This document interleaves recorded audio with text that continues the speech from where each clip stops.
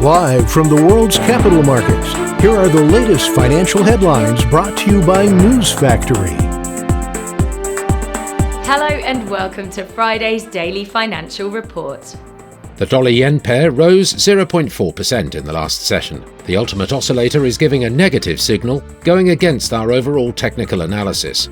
The Bitcoin fell 0.9% against the dollar in the last trading session.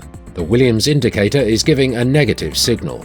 The gold-dollar pair traded sideways in the last session. The stochastic RSI indicates an overbought market. The oil gained 0.3% against the dollar in the last session. The CCI is giving a positive signal, which matches our overall technical analysis. And now let's hear what our chief analyst picked up for us today. Stocks were mixed in Asia after the previous day's rally, but trading was subdued as Federal Reserve interest rate hike worries returned to the agenda, with two top officials warning more tightening will be needed to slay inflation.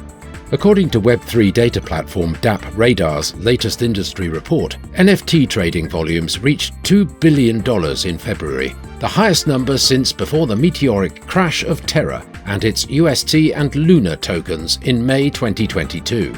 The US dollar slid and China's yuan gained after Chinese manufacturing activity expanded at its fastest rate in a decade, while the euro rose after German inflation data surged last month and raised rate hike expectations in the eurozone. Those were today's major economic events, and now moving on to world financial headlines.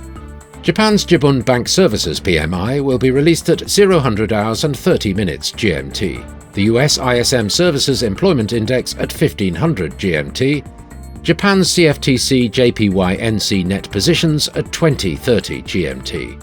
The US ISM Services PMI will be released at 1500 hours GMT. Germany's trade balance at 0700 hours GMT, the UK's CFTC GBP NC net positions at 2030 GMT. We hope that you've enjoyed Friday's Market Outlook. On behalf of all of us here, we wish you a productive trading day.